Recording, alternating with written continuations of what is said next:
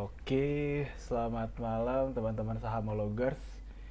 Oke, jadi di malam hari ini kita akan live Instagram bersama dengan juara rencana keuangan. Jadi malam hari ini kita akan membahas mengenai topik investasi apa yang cocok untuk anak muda gitu ya. Nah, jadi topik malam hari ini benar-benar akan sangat relate banget buat teman-teman millennials gitu ya yang baru mulai terjun investasi, para mahasiswa juga gitu ya.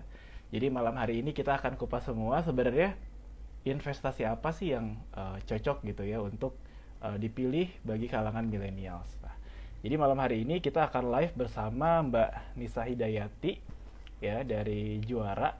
Sebentar mungkin saya akan langsung invite aja. Sebentar kita invite dulu Mbak Nisa. Oke. Nah, jadi mungkin malam hari ini silahkan nanti kalau teman-teman ada yang mau bertanya mengenai investasi, kira-kira yang baru mulai gitu ya.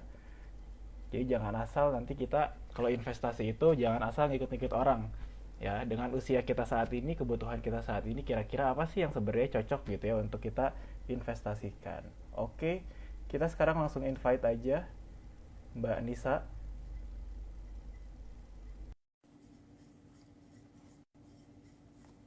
Sebentar kita sambil tunggu.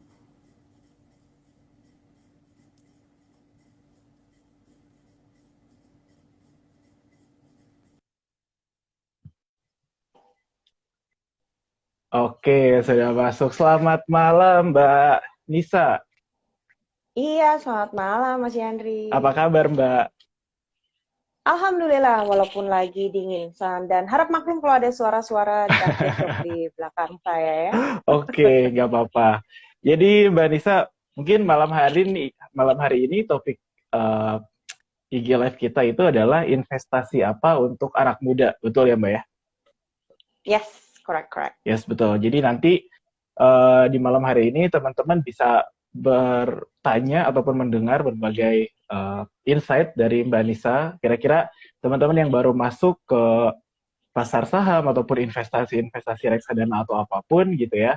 Nanti kira-kira apakah investasi kita itu udah tepat atau belum gitu ya dilakukan di instrumen tersebut. Nah, Mbak Nisa, jadi mungkin kita langsung masuk aja gitu ya. Tapi sebelum masuk mungkin kita coba perkenalan dulu gitu ya. Dari Mbak Nisa silahkan perkenalkan diri sekilas saja Mbak.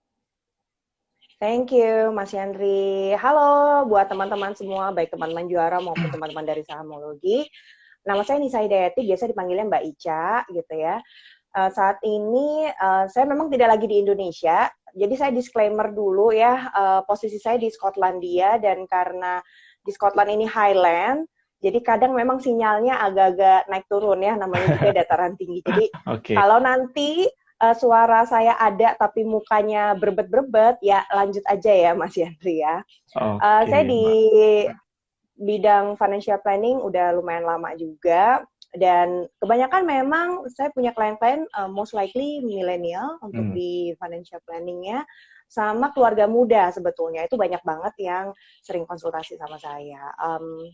Jadi itu aja kali ya kalau dari saya. Kalau sertifikasi nggak perlu tahu, bisa lihat sendiri aja. Kalau Ya, di juara tentunya kita punya sertifikasi financial planning gitu aja. betul. Thank you Mas Chandri. Oke, baik Mbak Nisa.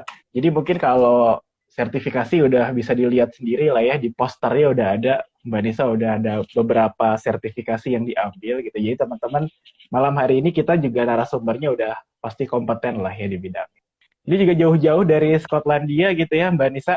Thank you banget udah join di live-nya Sahamologi malam hari ini. Jadi mungkin gini Mbak Nisa, kalau em, di kondisi saat ini gitu ya, tren sekarang itu kan benar-benar kayak dari mulai terjadinya pandemi COVID sampai saat ini itu adalah menjadi titik di mana orang-orang tuh mulai kenal banget sama investasi gitu ya. Dulunya mungkin orang-orang kayak kurang peduli atau bahkan nggak tahu, tapi ketika mereka di rumah aja, ada PSBB sampai PPKM itu akhirnya mereka belajar tentang investasi. Nah, uh, menurut Mbak Nisa sendiri, sepengalaman Mbak Nisa sendiri, itu kira-kira apa sih yang sering ditanyain gitu sama milenial atau sama orang-orang yang baru masuk ke ke dunia investasi itu kira-kira pertanyaan apa yang paling sering ditanyakan, Mbak? Rata-rata langsung straight to the point, mau bentuknya webinar, mau bentuknya DM, atau bentuknya WhatsApp ke saya, langsung ini, Mbak, kalau anak muda kayak saya, investasi apa sih yang paling bagus? Mana yang paling menguntungkan? Itu pertanyaan semiliar manusia kayaknya ya, yang paling sering ditanya. Nggak anak muda, nggak yang usianya udah lebih mature, tapi itu yang, apalagi untuk anak muda ya, itu yang biasanya paling sering ditanya. Saya investasi apa sih? Saya masih muda, tapi kira-kira yang paling tepat buat saya apa? Jadi itu biasanya yang paling sering ditanya gitu. Ada bedanya nggak sih antara saya kalau udah kerja atau saya masih jadi mahasiswa? Itu juga yang paling sering ditanya. Iya.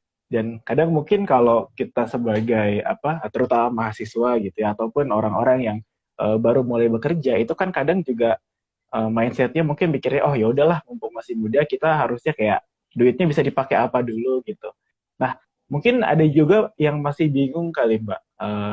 Kira-kira orang belum bisa ngebedain nggak sih antara investasi sama nabung gitu. Mungkin pertanyaan-pertanyaan kayak gitu juga apakah sering ditanyakan atau enggak, Mbak? Yes, betul. Menyambung yang tadi, yang pertanyaan paling sering ditanya tadi, investasi apa sih Mbak yang paling menguntungkan? Saya pasti kalau anak muda, saya jawabnya selalu bilang, tergantung. Betul. Jadi memang bisa dibilang nggak ada jawaban A itu pasti berlaku sama untuk semua orang gitu ya. Jadi buat teman-teman juara dan juga teman-teman sahamologi, semua benar-benar sangat tergantung. Tergantung dari background pengetahuan dia tentang investasi juga, kemudian cara pandang dia terhadap uang itu juga pengaruh juga. Makanya kita kalau di sini ada yang sebutannya money psychology. Jadi emang cara pandang orang terhadap uang pun sangat memengaruhi kira-kira investasi mana yang pada akhirnya sesuai untuk dia gitu. Jadi bottom line-nya selalu saya akan bilang tergantung. Kadang-kadang suka ada yang bilang investasinya yang ini aja, udah pasti ini paling bagus untuk anak muda, udah pasti ini yang paling menguntungkan. Balik lagi, Betul. banyak cek filter yang harus dilakukan hingga akhirnya bisa memutuskan, oh kayaknya ini yang sesuai untuk situasi saya, gitu ya. Nah, kalau nyambung sama investasi sama nabung, itu juga benar banget. Itu adalah yang paling juga sering ditanya. Emang beda ya, Mbak, antara investasi sama nabung? Kata-katanya aja udah beda ya, Mas Yandri ya. Yang satu depannya huruf I, satu depannya huruf N, gitu kan. Ya, jadi pasti beda dong. Invest and saving, gitu. Jadi kalau mau saya kasih gambaran sama teman-teman, kalau yang namanya menabung itu, dia biasanya bentuknya dia akan tidak ada masa durasi jangka waktunya gitu ya. Nabung adalah nabung. Kalau investasi itu ada time duration-nya. Saya mau berinvestasi berapa lama? Misalnya gitu kayak, oh 5 tahun, oh 10 tahun, oh 8 tahun. Dan kalau investasi itu biasanya dia ada konteksnya financial goals-nya atau tujuan keuangannya gitu Mas Yandri. Jadi kayak ada mapping-nya gitu ya, ada mapping-nya kalau kita mau bikin blueprint kayak kita mau bangun rumah gitu ya, pasti kan ada cetak biru dari arsiteknya gitu kan ya. Betul. Nah kalau investasi itu ada itunya, jadi ada bentuknya kayak oke, saya mau tujuan keuangan saya dalam 10 tahun lagi, ini kan masih muda-muda ya, misalnya saya mau nikah, cie, gitu kan ya. Nah, mau nikah pakai biaya sendiri, saya nggak mau ngerepotin orang tua saya ataupun nanti calon mertua saya gitu. Nah, saya mau siapin dari sekarang, oke, 10 tahun gitu. Jadi pertama ada goals-nya, kemudian yang kedua ada jangka waktunya, sehingga nanti pada akhirnya berhubungan sama profil resiko. Jadi yang paling penting adalah bedanya antara nabung sama investasi. Kalau nabung itu nabung aja. Jadi maksudnya biasanya orang nggak akan ditanya profil resiko kamu apa? Apakah kamu konservatif, moderate, atau agresif? Nggak ada ya Mas Yandri ya. Kayaknya ribet banget ya orang mau nabung, saya mau nabung nih gitu. Oh apakah banyak pertanyaan-pertanyaan yang seharusnya kan nggak perlu lah ya kalau buat nabung, simpel. Kita naruh uang aja gitu kan. Kalau investasi memang agak panjang gitu ya. Jadi kalau investasi pasti sebelum melakukannya kita harus cek dulu gitu ya. Saya masuk tipe profil resiko yang seperti apa gitu. Sehingga nanti akan jadi strategi buat teman-teman semua pakai investasi yang mana, yang A, yang B, yang C, atau yang D, kayak gitu misalnya. Betul. Kalau nabung ya udah, nggak ada faktor itu semua, time duration, financial goals, dan itu semua, ya udah jalan as it is aja. Kalau nabung sih begitu, Mas Yandri. Nah, berarti kan kalau nabung itu istilahnya kita cuman kayak naruh uang aja gitu ya. Tapi kalau investasi Yes. itu kita ngembangin supaya uang kita bisa tumbuh gitu kan di masa depan. Gitu ya Mbak ya? Betul banget. Butuh kayak kita mau balapan gitu ya. Kalau misalnya balapan F1 gitu ya, kan pasti preparation-nya banyak ya, soalnya dia mau melaju dengan sangat kencang sekali. Betul. Pengennya selamat gitu kan ya, nggak tiba-tiba mobilnya kebalik gitu kan. Iya dong, maksudnya resikonya lebih gede gitu kan akhirnya. Lebih ada risiko. Yes, betul. Kalau kita mau kayak balapan F1 kan banyak ya SOP-nya gitu, supaya ketika balapan, satu tentunya kita bisa menang gitu kan ya. Kalau investasi kayak gitu tuh, kita mau menang, tapi juga nggak terjadi tragedi kecelakaan gitu pada saat kita mau mencapai garis finishnya. Betul. Preparation-nya juga lebih panjang gitu ya, persiapan ABCD-nya. Kalau nabung itu, kalau saya bilang kayak kita jalan kaki aja gitu ya. Ya jalan aja, kan kita nggak perlu, kita udah punya kakinya gitu ya. Nggak perlu kayak kaki saya ini sepertinya harus berapa mil per jam supaya kaki saya bisa melangkah melewati tanjakan, kayaknya makan saya harus yang lemaknya sedikit. Oh, nggak perlu panjang banget kayak gitu ya. Sepatunya juga nggak perlu dipikirin harus pakai sepatu apa gitu ya. Yang penting pakai alas kaki aja udah selesai gitu. Yes, jalan udah gitu. Tapi kalau investasi memang ya seperti ya kayak kita balapan ataupun kita mau naik kendaraan motor atau apapun itu yang kita kendarai sendiri gitu ya, kita memang akan perlu sekali banyak persiapannya gitu. Nggak bisa mulai dengan ujuk-ujuk langsung, udah langsung investasi aja gitu. Nah itu juga ada step by step-nya gitu ya buat teman-teman yang mau melakukan investasi. Nah, oke Mbak. Jadi tadi sudah dijelasin kira-kira bedanya investasi sama nabung itu apa gitu. Tapi akhirnya akan muncul pertanyaan juga Mbak, bahwa saya katakanlah masih muda gitu ya. Karena yang sering diajarin dulu itu kan kita tuh ya nabung gitu ya. Pertanyaan selanjutnya adalah, kalau saya katakanlah masih muda kayak gini, ini mendingan mana dulu nih? Mending saya nabung dulu atau saya mending investasi duluan gitu? Atau dua-duanya justru dilakukan berbarengan gitu? Oke. Yang pertama saya bilang sama teman-teman yang masih muda adalah uangnya dari mana dulu? Itu dulu sumbernya ya. Dulu ya. Sumbernya dari mana gitu kan? Apakah sumbernya itu rutin dikasih, misalnya ya, rutin dikasih sama orang tua, misalnya masih sekolah gitu ya, atau masih kuliah gitu ya. Itu pertama, itu akan mempengaruhi mau nabung dulu, mau investasi atau dua-duanya gitu. Nah, kalau misalnya ternyata, oh enggak Mbak, saya udah punya income sendiri gitu kan ya. Oke, berarti sudah punya income versus yang masih diberikan income oleh pihak ketiga. Yeah. Ya. Nah, kalau teman-teman udah tahu sumber income-nya dari mana, baru teman-teman lihat lagi gitu. Apakah saat ini saya udah punya yang namanya dana darurat? Itu pasti nyambung tuh ke situ. Gitu. Nah, kalau yang masih single-single, biasanya dana daruratnya minimal 3 bulan dikali pengeluaran rutin. Pengeluaran rutin tuh, saya suka bilangnya, apa sih Mbak pengeluaran rutin ya? Intinya kalau kamu tidak melakukan itu, gitu ya, nggak punya bayar-bayar itu, kamu bisa mati, misal ya. Mungkinkah kamu tidak makan selama 1 bulan? Nggak mungkin. Gitu. Kebutuhan primer mungkin ya, kebutuhan primer gitu kan. Terus mungkin kamu nggak nelfon, nggak WA, nggak apapun itu sama gadget kamu atau internet kamu selama sebulan, nggak mungkin juga gitu kan ya. Nah jadi silakan di list sendiri sama teman-teman apa yang masuk sebagai pengeluaran yang primer banget gitu ya, penting banget yang harus dibayarkan. Saya misalnya ternyata angkanya adalah 2 juta gitu kan. Nah berarti 3 bulan kali 2 juta, berarti 6 juta. Nah, itu pelan-pelan dikumpulin gitu ya, punya dana daruratnya. Sambil tentunya paralel yang tadi. Jadi sebenarnya jawabannya adalah dua-duanya bisa sambil dilakukan. Punya dana darurat dengan konteks lewat tabungan gitu ya. plus juga mulai melakukan investasi sedini mungkin. Oh, oke, oke. Jadi intinya sebenarnya yang penting kita juga aware gitu ya bahwa kita perlu dana darurat. Lalu sambil kita ngumpulin pelan-pelan juga kita bisa mulai investasi juga, Mbak. Betul. Soalnya Oke. kalau misalnya nanti mendahulukan, oh saya nabung dulu deh sampai dana darurat saya itu utuh dan sesuai dengan rumus matematika financial planning, nanti teman-teman ketinggalan kereta kalau mau Iya, investasi, betul, ya kan? betul. Mas Yandri tahu sendiri banyak momen-momen, especially di pandemi ini ya, ada banyak momen yang kayaknya nggak berulang lagi ya, Mas Yandri ya, Betul, momen di betul. mana Hmm. Langka banget kayak berapa angka puluh tahun langka, sekali langka. gitu kan. Yes, yes, gitu kan ya. Langka banget yang kayaknya kalau nggak dilakukan, udah mungkin dalam berapa puluh tahun lagi nggak akan ada kejadian kayak sekarang gitu ya, Iya. situasi market ekonominya gitu. Mhm.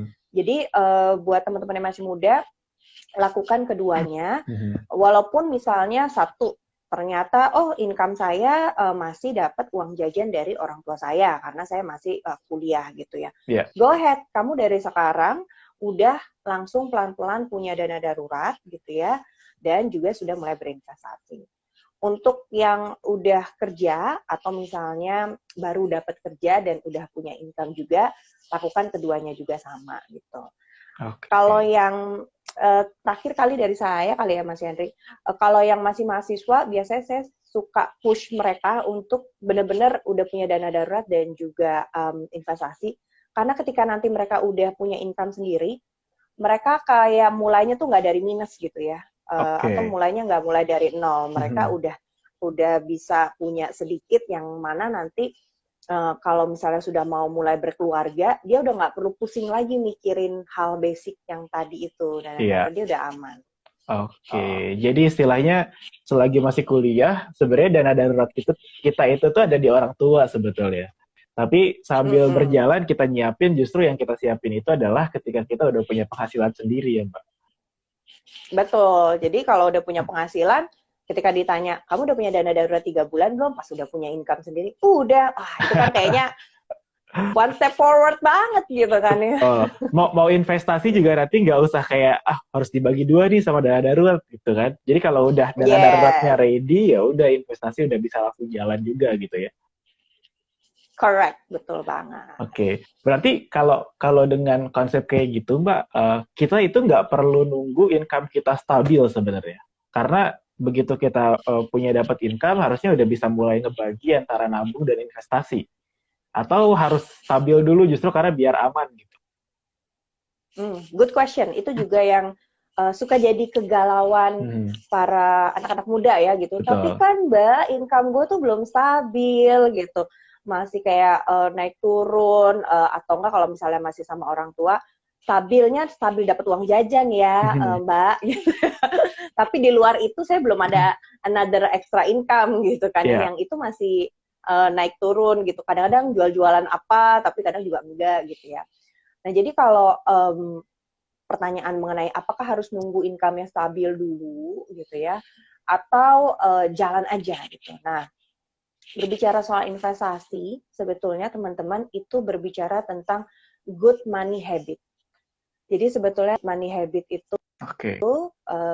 adalah kalau dari sejak awal udah terbiasa berinvestasi, walaupun seangkanya misalnya saya baru 10.000 nih Mbak gitu ya misalnya, Ya, kan sekarang investasi bisa berapa aja ya, betul. that's okay gitu. Karena kalau dari sejak mula atau sejak dini udah punya good money habit, say misalnya every week setiap minggu pokoknya 10.000 Hmm, atau every month saya 50.000. Itu nanti kalau mau naikin porsinya 10%, 20%, itu akan lebih mudah karena dia udah punya good money habit yang terlatih selama bertahun-tahun. Gitu. Oke. Dibanding nungguin income-nya stabil. Bisa jadi nggak stabil-stabil gitu. Iya, betul betul. Kadang ya udah punya kerjaan tetap aja bisa jadi gak stabil gitu karena apalagi kondisi kayak sekarang dan lain-lain gitu kan. Betul, nanti tuh kayak kita kirim WA ke orang, udah deliver tapi nggak dibaca, galau gitu ya, nungguin income stabil itu kan. Betul Ini betul. kenapa nih gitu. Hmm, Jadi ya, saya selalu bilang, nggak perlu nunggu sampai income stabil as long as tidak memiliki kredit ataupun hutang ya, tidak memiliki debt yang melebihi dari aset yang dia punya gitu ya. Itu beda konteks. Tapi kalau anak-anak muda setahu saya nggak ada. Itu kalau biasanya klien yang saya temui yang ternyata net worth-nya atau kekayaan bersihnya itu minus gitu ya, itu biasanya memang udah di level berkeluarga karena memang dari awal nggak tertata baik gitu ya. Tapi kalau anak muda hampir nggak ada ya, Mas Hendri kayaknya bingung juga kalau ada anak muda yang net worth-nya atau kekayaan bersihnya udah minus, what gitu. Paling-paling kalau anak muda mainnya pay later, Mbak. Oh iya ya. Pay later paling. Tapi harusnya itu kan nggak bikin income jadi negatif, aset kita jadi negatif gitu kan, net worth-nya tetap positif. Yes. Jadi doesn't have to be worry gitu ya, nggak perlu sampai benar-benar income-nya stabil banget, tapi mulai kecil tapi rutin. Kuncinya investasi sebetulnya itu. Ya lama-lama nanti gampang deh kalau misalnya sama kayak sedekah ya, mulainya kecil tapi nanti lama-lama gede. Mungkin lama-lama akhirnya sedekah gede juga kayaknya biasa aja karena udah biasa gitu. Yang paling susah sebenarnya adalah membiasakan kita untuk nyisihkan uang untuk itu mungkin ya. Dibanding kita punya duit sekian, bahkan orang yang nggak biasa mungkin kayak, aduh sayang nih kalau misalkan gue gaji udah 10 juta kayak diinvestasiin mungkin juga nggak akan kepikiran sama sekali bahkan. Betul. Saya punya klien beragam ya, dari yang income-nya 5 juta sampai yang income-nya itu ratusan juta, itu ada gitu ya. Dan ternyata saya pernah memversuskan gitu ya. Sebetulnya ini juga muda yang income-nya UMR lah ya, yang satu ini. Dibandingkan dengan ada satu klien saya memang udah income-nya ratusan. Dan dia yang anak muda ini, walaupun dia pas di UMR, tapi karena tadi dia itu good money habit gitu ya, kecil-kecil tapi terus. Jadi akhirnya ketika dia sudah, saya kenal udah lama banget, ketika dia promosi ya, naik jabatan, dia promosi terus-terus gitu ya, dia naikin porsi investasinya tuh gampang gitu ya. Dibanding yang udah punya income ratusan juta tapi nggak pernah mencoba untuk build portfolio investasi gitu ya. Betul. Jadi ketika mau taruh gitu ya, memang naruhnya gede ya. Tapi terus dengan konteks juga melepaskan rasa pembelajarannya. Gitu. Jadi kayak ya udahlah gitu ya. Tapi kalau yang dia mulai dari kecil-kecil, dia menangnya di experience.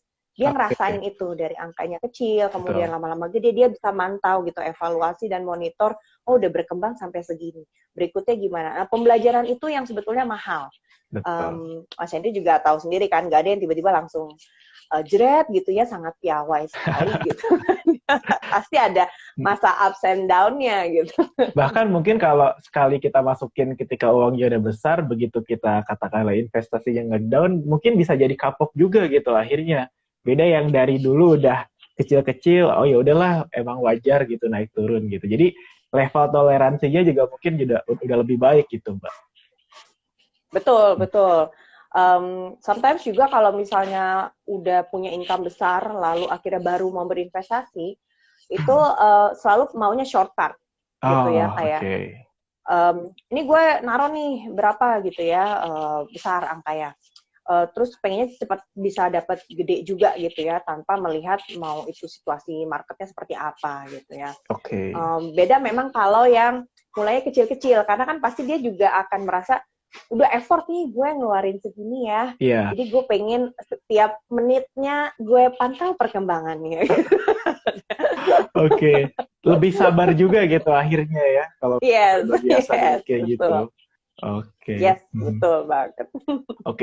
Nah, Mbak, jadi katakanlah tadi kan kita udah bahas gitu ya bahwa investasi itu sama nabung juga bisa berbarengan, bahwa kita nggak harus nunggu income kita stabil gitu. Tapi kan pertanyaan yang paling sering ditanyain itu adalah investasi apa sih sebenarnya yang paling bagus gitu untuk masing-masing gitu. Nah, kira-kira pertimbangan apa aja sih yang harus kita tahu gitu bahwa gue yang cocok itu adalah investasi di instrumen A, B, atau C gitu. Kira-kira apa aja sih yang jadi pertimbangan untuk memilih instrumen investasi, Mbak? Thank you so much Mas Henry pertanyaannya.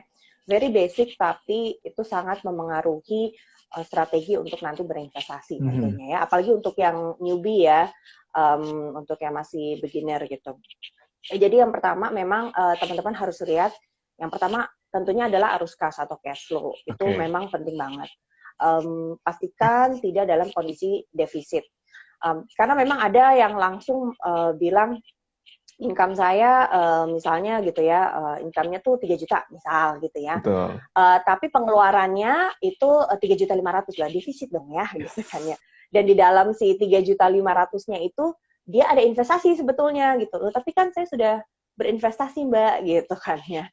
Nah, jebakan Batman-nya adalah kalau misalnya cash flow-nya itu secara rutin selalu masih defisit, ending-nya nanti investasi yang sudah dilakukan itu diambilin untuk menutupi defisitnya. Gitu. Jadi diambil-ambilin gitu. Jadi akhirnya financial goals atau tujuan keuangannya dia tuh nggak tercapai dari si investasi itu gitu. Karena kan banyak ya juga yang ngomong gini, saya udah rajin loh Mbak nabung, tapi nggak tahu kenapa kepake mulu ya. Jalan di tempat juga akhirnya ya, jadi kalau kayak gitu. Betul. Nah, jadi memang pertama untuk yang pemula ya sebaiknya memang harus cek dulu arus kasnya, cash flow-nya secara bulanan. Atau untuk mereka yang income-nya berbeda-beda gitu ya, kan ada juga yang saya bentuknya bukan gaji Mbak gitu kan ya. Betul. Nah itu dilihat selama 1 tahun gitu. Jadi baiknya lihat dulu setahun projection income kamu selama 1 year itu berapa. Karena kan bisa aja ada orang yang gue dapat income gue gede Mbak pas udah menjelang-jelang lebaran gitu kan ya. Atau ada juga yang income gue gede kalau misalnya lagi libur anak sekolah gitu, itu ada gitu. Jadi kayak saya punya klien dia juga masih muda gitu ya, dia guru les gitu. Nah dia memang bilang, saya kalau lagi musim sekolah income lumayan, begitu udah liburan sepi. Musiman gitu ya, kan. musiman gitu kan ya. Nah jadi dia saya kasih saran kalau untuk mereka yang bentukan income-nya musiman itu lihat projection selama 1 tahun. Lalu kalian bikin rata-rata gitu ya. Rata-rata sebetulnya jadi setahunnya saya dapat income-nya berapa sih gitu ya. Masukin di angka paling bottom-nya yang pernah didapat, di-compare dengan income yang secara regulernya kayaknya bisa dapat gitu ya. Jangan masukin angka paling tinggi. Nah, kalau udah dapet rata-ratanya, misalnya rata-ratanya ternyata 3 juta misal gitu ya. Ya berarti sebetulnya cap-nya adalah si 3 juta itu. Untuk lihat, bikin dulu aturan pengeluaran secara setahun juga.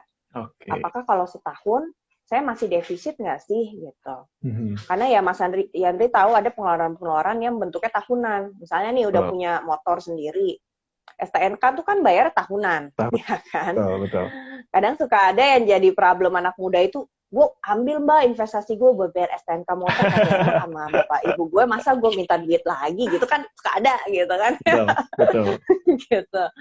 Nah itu komponen-komponen tahunan itu jangan lupa untuk dihitung juga gitu. Jadi bisa ketahuan cash flow-nya itu defisit atau surplus. Kalau masih defisit, saran saya adalah coba dibenerin dulu sampai dia surplus, baru mulai mengatur langkah untuk investasi.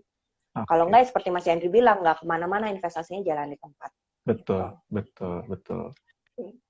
Itu yang pertama sih ya dari cash flow. Kemudian yang kedua, insya Allah kekayaan bersihnya juga dilihat gitu ya, positif atau negatif. Kalau positif lanjut.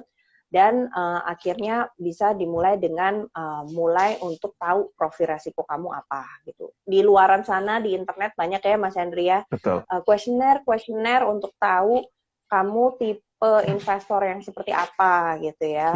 Apakah konservatif, moderat, atau agresif. Nggak ada yang satu lebih benar dari yang lain, nggak ada gitu ya. Ini kayak tes psikologi aja ya teman-teman, nggak ada gitu ya, kayak orang extrovert sama introvert. Oh kayaknya extrovert lebih hebat daripada orang introvert, enggak juga. Jadi nggak ada yang paling bener lah ya kalau udah kayak nggak ada. Nggak ada. Ya udah emang itu kepribadian orang, nggak bisa dipaksain juga. Dan walaupun nantinya bisa berubah gitu ya seiring waktu gitu, tapi itu adalah langkah ketiga yang penting dilakukan oleh teman-teman. Nah kalau udah tahu profil resikonya apa, baru deh teman-teman tetapin, ini saya investasi, tujuan utamanya saya untuk memenuhi apa ya? Nah, Itu yang biasanya saya suka bilang. Karena kalau nggak ada financial goals-nya, itu tuh kecenderungannya nanti juga nggak istiqomah gitu, Mas Yandri. Jadi bisa nanti bulan ini investasi, bulan depan enggak. Bulan ini investasinya agak banyakan, bulan Mut-mutan depannya ya lagi Mbak ya. enggak. Iya.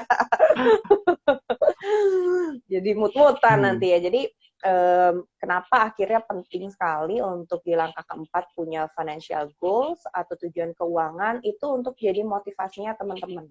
Oke. Kalau bingung mau apa, tulis 3 aja dulu gitu ya. Misalnya nih, oh gue 5 tahun lagi pengen jalan-jalan keliling Eropa gitu ya, misal gitu kan. Itu berarti 1 financial goals-nya gitu ya. Kemudian yang kedua nanti tulis apa lagi, dan yang ketiga apa gitu. Betul. Jadi 4 itu dulu. Kalau buat yang baru banget memulai, kalau nanti sudah bisa mendefine tujuan keuangannya apa, baru di situ teman-teman survei. Oh, untuk memenuhi tujuan keuangan ini, saya butuh berapa besar sih besarannya? Misalnya kayak tadi ya, 5 tahun mau liburan ke Eropa gitu ya. Liburan ke Eropa, itu kira-kira saya habis berapa ya? Gitu. Misalnya ternyata, oh saya mau kira-kira habisnya 15 juta misal. Betul. Gitu ya. Nah, itu nanti ditambahin juga, jangan lupa sama inflasinya. Nah, nanti bisa mulai tarik mundur. Oke, berarti saya investasinya harus berapa nih dari sekarang supaya saya bisa tetap liburan ke Eropa 5 tahun lagi gitu. Itu yang bikin nanti jadi lebih rutin, nggak mut-mutan. Konsisten juga gitu ya. Ada goal, konsisten gitu Mas Yandri. Betul, karena sering banget Mbak, saya mungkin juga lihat gitu ya di lingkungan saya sendiri atau di luaran sana juga sebenarnya orang tuh akhirnya investasi karena hype-nya apa gitu, yang jadi trennya apa gitu. Oh, lagi rame invest saham, ya udah gue ikut saham. Lagi rame orang ngomongin reksadana, akhirnya ikutan gitu. Padahal kunci utamanya kan tadi pertama sebenarnya adalah kita tahu dulu tujuan kita tuh mau apa, mau kemana, dan harus berapa yang kita kumpulkan. Yang kedua adalah risikonya gitu ya. Karena begitu kita ternyata profil risikonya adalah konservatif, terus invest saham, udah akhirnya bakal kapok ketika investasinya rugi gitu. Nah, Mbak. Tapi gini Mbak, ini based on pengalaman saya dulu sebenarnya. Jadi saya mulai invest itu ketika mulai kuliah, itu saya udah mulai invest. Tapi yang saya lakukan pada waktu itu adalah saya sebenarnya nggak ngerti saya tujuan keuangannya apa. Gitu ya. Jadi saya pokoknya dulu asal, gue punya duit dari orang tua, kayaknya daripada nabung, gue sebagian sisihin deh. Yang penting kayak gitu. Nah, aku rasa pasti akan banyak orang yang punya kegalauan yang sama. Gue belum punya tujuan keuangan apapun nih, dan gue mungkin belum kebayang apa aja harus berapa yang dikumpulin. Dari Mbak Nisa sendiri, ada saran nggak Mbak, ketika orang belum punya tujuan keuangan, itu investasinya mending di mana sih? Karena takutnya malah harus mikirin dulu tujuan keuangannya apa, terus ketunda-tunda lagi. Apakah better ya udah mulai dulu aja, tapi instrumennya di mana sih sebenarnya? Oke. Memang kegalauan itu yang paling sering saya temui ya. Kalau ketemu sama anak muda gitu kan. Jadi financial goals kamu apa? Dia langsung ini. Apa ya Mbak ya? Nanya balik akhirnya. Bayang Mbak. Pasti semuanya gitu. Kalau saya sharing gitu ya, yang rata-rata misalnya umurnya masih 22 gitu ya, umurnya 23 gitu ya. Apalagi yang kalau masih kuliah gitu kan ya. Betul. Apa ya Mbak? Aduh, aku pokoknya lulus kuliah dulu deh Mbak gitu. Belum mikirin mau ngapain gitu setelah itu kan juga. Belum boro-boro katanya gitu kan ya. Betul. Nah akhirnya saya bilang saya suruh bagi 2 aja gitu kalau yang kayak gitu. Jadi saya suruh ya udah, 1 kamu invest aja kemana aja yang kamu nggak tahu tuh mau buat apa, pokoknya invest aja deh mumpung masih ada dikasih uang gitu ya sama orang tua, atau memang ada uang lebihan, that's okay. Saya misalnya 1 juta uangnya gitu ya, 500.000 untuk yang tadi kamu anggap ya udah invest aja mana aja, nanti sambil coba-coba gitu ya, ngulik ini ngulik itu gitu ya. Dan another 50% itu coba untuk yang pakai financial goals. Kalau bingung financial goals-nya apa, saya biasanya gampang aja. Gini aja deh, pokoknya yang dalam 3 tahun gitu ya, kamu uangnya bisa naik sebesar 20% misal gitu ya. Jadi kita ngobrol bareng, jadi tergantung ya sama anak-anak mudanya dia mau gimana. Karena kalau misalnya saya lemparin ke dia, liburan? Enggak Mbak. Buat DP rumah? Nggak kebayang Mbak gitu kan ini. Jadi biasanya akhirnya gini aja, dalam 3 atau 5 tahun kamu pengen bisa achieve goal uang berapa. Biasanya itu lebih mudah buat mereka menggambarkan. Jadi misalnya kayak, gue mau sih Mbak dalam 5 tahun at least gue punya 100 juta gitu atau 50 juta aja gue udah seneng banget misalnya ya, yang kayak gitu ya. Nah, jadi terserah deh nanti mau 100 juta atau 50 jutanya mau dipakai buat apaan, bebas aja. Cuma kalau bentuknya numbers, buat mereka lebih mudah gitu ya. Nah, itu angka itu yang biasanya jatuhnya akan beda-beda ke setiap teman-teman yang masih muda gitu. Tapi itu bisa dicoba 50-50 tadi, karena buat teman-teman bisa seru loh eksperimen gitu. Coba nanti bisa ngelihat yang satu yang lo ada kayak pokoknya gue 5 tahun 50 juta gitu kan ya. Yang satunya lagi gitu, pokoknya invest aja deh daripada duitnya kepake yang lain-lain. Nah, itu nanti journey-nya setelah 5 tahun coba dilihat antara yang A sama yang B. Kalau dua-duanya juga menghasilkan 50 juta ya well that's a great thing anyway gitu kan. Ya bonus lah akhirnya kalau dapat 50 juta dua-duanya. Yes, anggap aja experience seru yang dilakukan secara konsisten. Oke. Saya juga dulu sebenarnya nggak pernah kepikiran sebenarnya duitnya mau dipakai apa gitu kan. Beli mobil belum kepikiran, nikah belum kepikiran, beli rumah belum kepikiran, apalagi gitu apalagi punya gitu pacar kan. belum gitu kan. betul Udah jomblo Mbak gitu. Oke.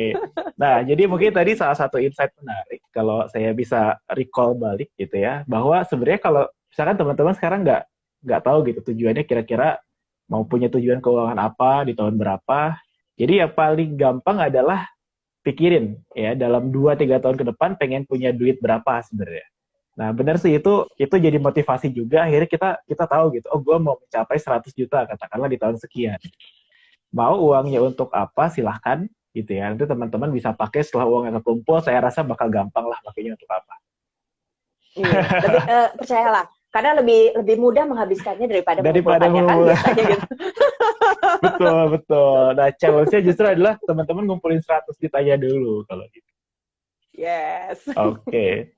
Nah, berarti Mbak kalau misalkan kita ya udah, kita kan belum punya tujuan keuangannya mau apa gitu. Yang penting adalah targetnya adalah sekian nominalnya. Kalau dengan cara kayak gitu, investasi yang sesuai kira-kira di mana? Katakanlah saya belum punya tujuan keuangan gitu.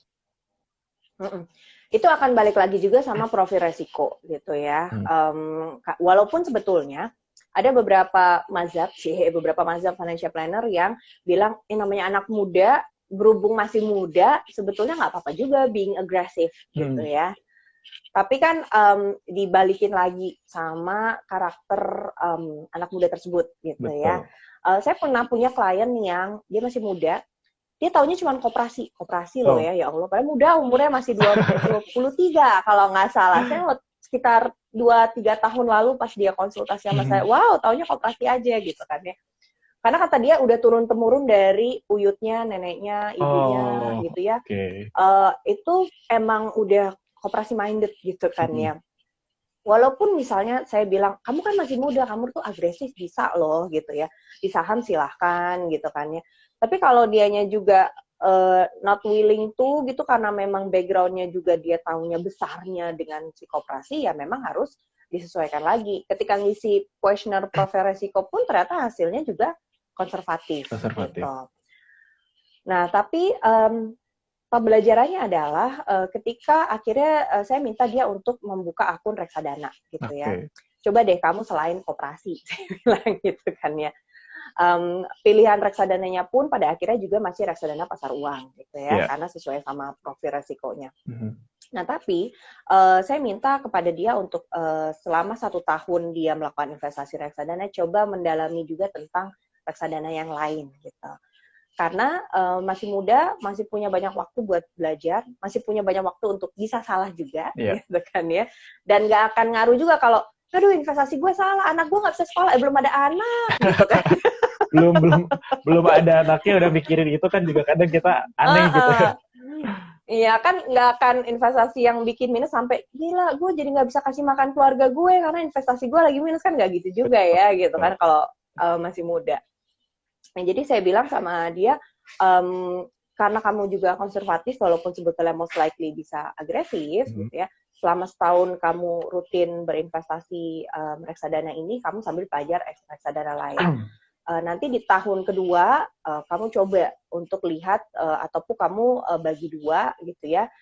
50% masih di reksadana pasar uang, 50% di reksadana pendapatan tetap. Jadi dia nambah ilmu juga, tapi sambil pelan-pelan untuk mengupgrade diri gitu ya, dan juga mengupgrade portfolio investasinya dia sambil terus belajar. Jadi kalau tadi Mas Yandri bilang, gimana nih kalau misalnya ternyata saya udah pasang target dalam 3 tahun punya 100 juta gitu ya, atau 5 tahun punya 100 juta, terus saya pakai investasi apa? Kembali lagi memang ke profil resiko dulu gitu. Betul. Sambil terus pelan-pelan mempelajari yang kalau dia hasilnya konservatif, mempelajari pelan-pelan produk-produk yang sebetulnya lebih cocok untuk tipe moderate dan juga agresif. Itu sih Mas Yandri. Oke, Mbak. Dan yang tadi mungkin menarik adalah bahwa sebenarnya yang sering saya dengar juga gitu ya, bahwa orang-orang yang baru pertama kali berinvestasi itu biasanya mereka disarankan untuk reksadana dulu gitu ya. Karena di dalam reksadana itu kita sebenarnya masih punya pilihan gitu ya. Apakah kita mau yang konservatif, ada reksadana pasar uang gitu ya, atau mau yang lebih moderat ataupun yang udah agresif yang masuk ke pasar reksadana saham gitu ya. Jadi Saham, yes. betul. Jadi kayaknya buat teman-teman yang emang masih kayak bingung banget gitu ya, belum punya tujuan apa keuangannya, lalu mungkin ilmunya juga belum sampai sedalam itu, mungkin berarti reksadana sebenarnya bisa jadi pilihan pertama kali gitu ya, sebelum akhirnya nanti benar-benar terjun ke produk yang lain sebenarnya. Betul. Karena juga untuk reksadana bisa varian ya, angkanya kan dari 10.000 dan seterusnya bisa. Walaupun sebetulnya yang rendah resiko juga ada ya, misalnya kayak deposito. Cuma kalau deposito terkadang yang masih muda-muda kepentok sama, Mbak minimal kudu 10 juta Mbak, gitu. Mbak minimal ternyata kudu 5 juta, kagak ada gue Mbak segitu Mbak. Nggak bisa gitu. nyicil ya akhirnya. Gitu kan. Betul. Kecuali gue nunggu apa dulu gitu. Kadang kalau bercandaannya mereka, gue jual ginjal dulu gue aja kali ya Mbak ya, supaya gue gitu kan. langsung nekat. Gitu. Jadi ya tadi profil resiko tetap utama untuk nanti bisa atur, dan benar banget kata Mas Yandri, reksadana bisa jadi gerbang pembuka karena semuanya ada di dalam situ gitu. Betul. Setuju. Saya juga sering banget lihat teman-teman saya gitu ya, yang mulainya justru ya udah di reksadana karena pertama pilihannya banyak gitu ya, mau dengan profil risiko apapun ada, kedua juga kita mempercayakan ke ahlinya gitu, bahwa ada manajer investasi di sana yang lebih paham dibanding kita yang baru masuk ke investasi.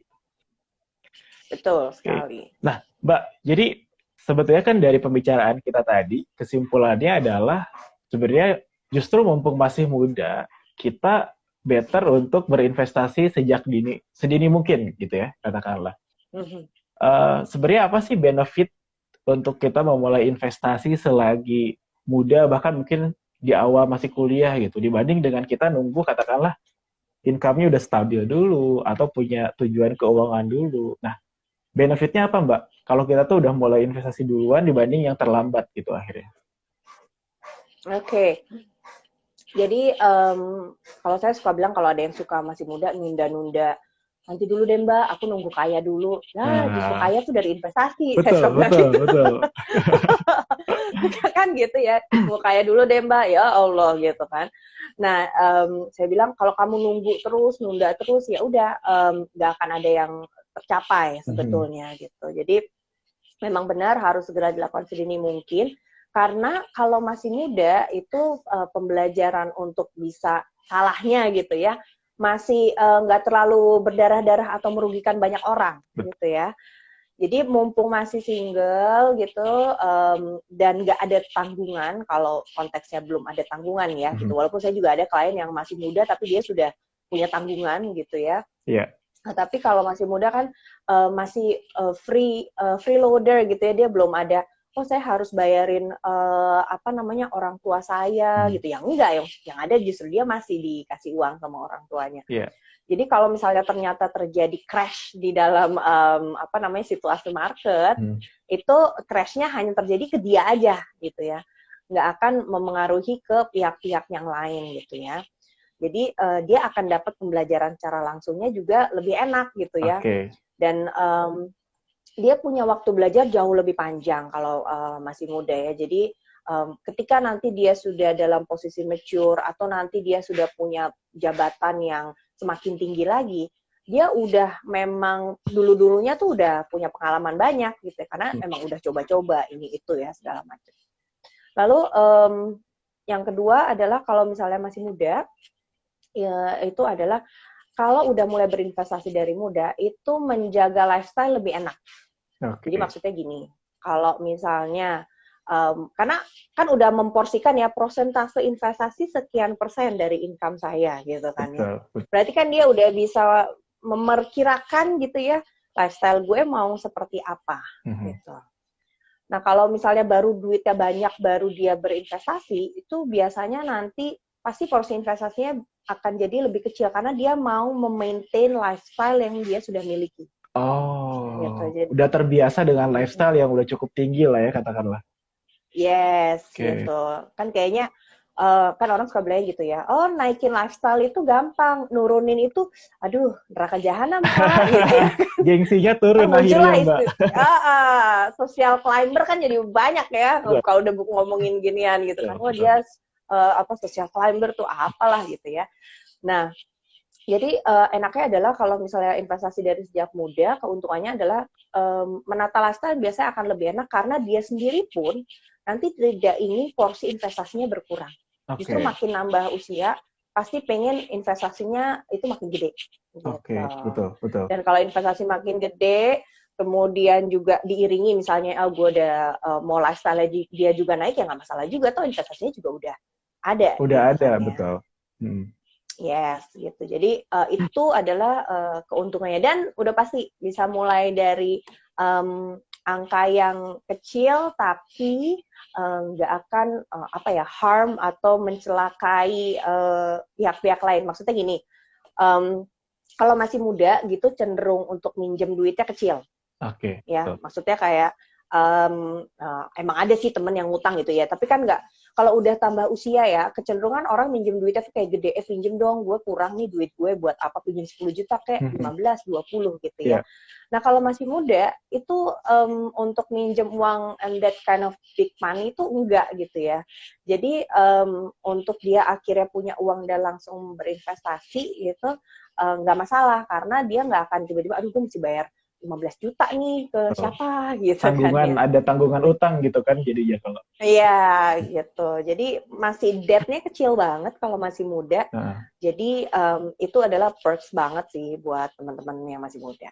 Gitu. Betul. Dan mungkin yang paling penting juga adalah kalau kita mulai invest dari sejak muda, karena time frame-nya udah panjang, mungkin sebenarnya potensi kita dapat keuntungan juga bisa lebih bukan dalam arti pasti lebih gede, tapi potensinya bisa lebih besar dibanding yang baru mulai sebenarnya. Betul banget. Kunci utamanya sebenarnya mungkin di situ ya.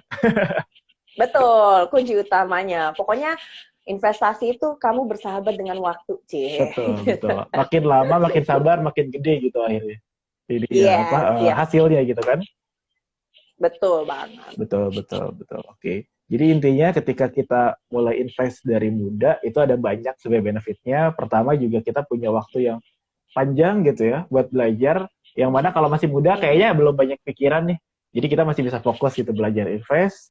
Yang kedua ya tadi, kita juga udah lebih gampang gitu menata lifestyle. Karena biasanya yang saya rasakan adalah, kalau kita udah punya disiplin di investasi, justru yang akan sulit itu adalah nurunin porsi investasinya.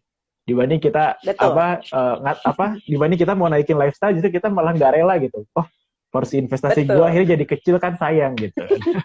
Justru itu. Dan yang ketiga sebenarnya potensi kita dapatkan return atau hasilnya juga bisa lebih besar dibanding teman-teman yang katakan baru mulai 5 tahun kemudian dibanding kita. Nah, betul banget. Mbak, jadi sebelum kita akhiri nih Mbak, terakhir mungkin buat teman-teman yang baru mau mulai investasi, kira-kira apa sih yang perlu diwaspadai, Mbak? Karena kan kita juga sekarang ngelihat di zaman sosmed kayak sekarang tuh banyak banget tuh bertebaran investasi macam-macam lah ya. Kira-kira apa sih yang perlu diwaspadai buat teman-teman yang baru mulai berinvestasi, Mbak? Oke. Pertama yang harus diwaspadai teman-teman adalah kalau ada yang menawarkan teman-teman investasi, kemudian bilang, lo pasti untung. Gitu kan ya. Itu berarti pasti tidak untung. Oke. gitu ya. Itu udah harus, are you sure gitu kan ya. Jadi kalau misalnya ada yang ngajak, udah taruh aja di sini. Apa namanya, lo dalam 2 bulan gitu ya, duit lo udah 100% gitu, atau bahkan berapa kalinya gitu kan ya. Yeah. Nah, itu patut diwaspadai. Kalau udah ada, pokoknya pakai kata jaminan pasti untung, pasti angkanya sekian gitu. Karena to be honest, yang namanya investasi itu kita nggak bisa pasti ya, Mas Yandri gitu ya. Betul. Jadi potensi ada gitu ya, potensi untuk mendapatkan profit ada atau mendapatkan gain ada, tapi kemungkinan untuk loss juga ada gitu ya kalau yang namanya investasi. Jadi satu, waspada banget kalau ada yang nawarin pasti untung gitu. Yeah. Kemudian yang kedua, oke, orangnya udah nggak ngomong pasti untung nih ya, teman-teman perlu cek juga gitu, karena Indonesia ini, saya punya kenalan teman-teman dari OJK, yang kebetulan juga mereka di sini lagi ada yang ngambil sekolah ya di Skotlandia. Oh, oke. Yes, ada lumayan banyak orang-orang OJK di sini. Saya sempat berdiskusi dengan mereka, dan mereka bilang memang nomor 2 kasus tertinggi yang paling banyak dilaporkan ke OJK memang adalah penipuan investasi. Oke, ya. betul.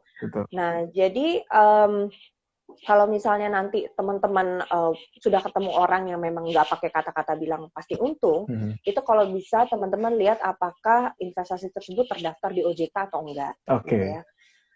Jadi setidaknya kalau secara jalur hukumnya, kalau dia terdaftar di OJK gitu ya, di bawah pengawasan Otoritas Jasa Keuangan ya, at least kita punya pihak lain gitu ya yang bisa kita bantu sebagai perpanjangan tangannya. Yeah. Gitu.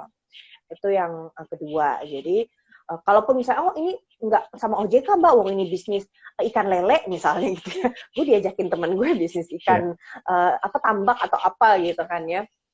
Nah itu kalau saya suka bilang, kalaupun dia berupa bentuknya bisnis, kemudian nggak under OJK gitu ya, kalian harus bear in mind bahwa bisa aja uangnya loss. Gitu ya, especially untuk yang bentuknya bisnis. Jadi jangan langsung, dia memang tidak menjanjikan, tapi kayaknya sih nantinya bisa untung, Mbak. Nah, kalimat itu juga kan kayaknya nantinya bisa untung. Jadi yang kedua, teman-teman udah harus sadari bahwa pasti kalau yang bentuknya seperti itu, bisa aja uangnya memang tidak akan kembali. Jadi memang udah harus prepare secara mentally ya dari awal. Gitu. Dan yang terakhir, dari saya yang patut diwaspadai, ini balik lagi ke diri sendiri. Jadi harus diwaspadai adalah jangan sampai kita heavy on investment, tapi ternyata rasio hutang kita, debt ratio kita itu lebih dari 30%. Oke. Gitu. Kalau misalnya ternyata nih ya, yang patut diwaspadai misalnya gini, gue masih ada nih hutang-hutang gitu ya. Rasio debt saya atau rasio hutang saya cukup tinggi, lebih dari 30%. Ini gue ada duit nih Mbak, gitu ya, duit bonus perusahaan, gue dapet cukup gede, gitu kan ya. Nah, itu kadang kan mau langsung segera diinvestasi. Yeah, nah, biasanya saya kasih masukan, coba diselesaikan dulu untuk yang bentuknya debt, gitu ya, dibagi 2, gitu boleh. Jadi jangan langsung semuanya 100% ke investment, karena by the end of the day, nanti debt itu bisa menggerogoti investmentnya teman-teman sih nantinya. Jadi kita nggak mau itu terjadi juga. Itu kali ya Mas Yandri yang harus diwaspadai. Oke, jadi mungkin yang barusan disampaikan oleh Mbak Ica itu sebenarnya ada 4 poin utama gitu ya. Pertama, yang perlu diwaspadai adalah bahwa investasi itu nggak ada jaminan keuntungan yang pasti gitu ya. Itu yang pertama, yang paling sering banget kita lihat lah ya, ada banyak investasi yang menjanjikan sebulan sekian persen gitu. Kedua adalah pastikan legalitasnya, mau itu kita investasi di pasar modal ataupun di bisnis atau apapun, selagi ada legalitasnya, yaitu lebih aman dibanding yang nggak ada. Gitu. Yang ketiga adalah kita harus aware bahwa ada risiko ya Mbak ya. Dimanapun itu investasi, risiko itu pasti ada. Dan yang terakhir adalah jangan sampai kita heavy on investment, dimana kita sebenarnya punya utang, tapi justru kita malah terus-terusan investasi dan kita ngelupain utang yang tadi. Gitu ya. Tadi mungkin sempat disampaikan batas rasio utang itu adalah 30% ya Mbak ya? Yes, 30% dibandingkan dengan dari income-nya, betul. Jadi teman-teman katakan punya cicilan utang sekian per bulan, ya jangan sampai 30%-nya dibandingkan dengan income. Gitu. Nah, kayaknya pembahasan mengenai investasi ini itu tuh nggak cukup gitu ya untuk kita bahas sejam gitu ya, sejam 30 menit itu kayaknya nggak akan cukup gitu ya. Dan mungkin nanti sebetulnya dari juara sendiri itu akan ada event ini ya Mbak ya, untuk webinar investasi Mbak. Benar, benar. Hmm, Ya, jadi kita nanti hari Minggu, 2 minggu Oke, lagi lah ya. 2 minggu Minggu lagi. tanggal, boleh dicatat sama teman-teman, tanggal 19 Desember, itu jam setengah 8 malam, ada webinar sama saya, nanti yang jadi Mhm. pematerinya tentang how to start investment. Jadi Oke. memang diberikan untuk teman-teman yang kayaknya memang masih buta banget atau benar-benar bingung gitu ya, baru mau mulai, atau sudah mulai tapi masih gimana nih ya gitu ya, Masih masih terombang-ambing ke gitu ya. kanan kiri gitu Betul, kan ya. betul, betul, betul. Nah itu silakan aja nanti teman-teman bisa beli tiketnya, kita ada tiket linknya ya, nanti buka aja juga di website, sorry, di Instagramnya Juara, Mhm. itu juga nanti ada linknya kalau teman-teman mau langsung ke loket.com-nya gitu ya. Oke, nah betul banget nih teman-teman sahamologer semuanya. Jadi kalau kita ngomongin investasi sebenarnya kelihatannya tuh gampang gitu ya. Tapi sebenarnya kalau saya tuh nganggap investasi itu nggak gampang tapi simpel gitu ya. Itu beda. Kalau gampang tuh kita cenderung ayo udahlah menggampangkan gitu ya. Tapi kalau simpel itu adalah tetap ada ilmunya tapi kita nggak harus ribet gitu melakukan macam-macam. Nah, jadi buat teman-teman yang kayaknya ngerasa bahwa sekarang, oh gue baru mau banget nih berinvestasi atau juga udah investasi tapi masih ke kanan kiri gitu, masih kayak cuma ikut-ikutan atau justru juga sekarang oh ternyata investasinya rugi dan kita nggak cocok gitu dengan resikonya. Nah, penting banget nanti teman-teman buat ikut webinar di hari Minggu 19 Desember dengan Juara. Nanti ada Mbak Ica juga di sana. Silakan teman-teman nanti menuju Instagramnya Juara aja. Saya teman-teman bisa beli tiketnya di loket.com ya Mbak ya. Nanti teman-teman Yes, betul. silahkan ikuti, luangkan waktunya di tanggal 19, ketemu lagi sama Mbak Eca, silahkan bertanya lebih banyak lagi di sana karena waktunya pasti akan lebih panjang. Gitu. Mungkin untuk malam ini kayaknya udah hampir 1 jam, Mbak Eca. Kita tadi nggak ini Gak juga, kerasa. nggak kerasa juga ngobrol-ngobrolnya udah 1 jam. Jadi mungkin untuk malam hari ini kita ucapkan terima kasih kepada Mbak Ica yang udah jauh-jauh dari Skotlandia gitu ya. Untuk IG Live bersama kita di sini waktunya juga berbeda gitu ya. Mungkin di sana udah lebih malam ya Mbak ya. Atau justru lebih masih Di sore. sini baru jam sore, Masih sore ya. siang, baru mau jam 2 siang. Baru mau jam 2 siang gitu. Jadi nanti better teman-teman luangkan waktu lain ya di hari Minggu nanti sama Mbak Ica akan ketemu lagi. Oke, Mbak Ica, terima kasih banyak Mbak untuk waktunya gitu ya. Kita Thank sangat-sangat you. insightful sekali malam hari ini. Nanti untuk teman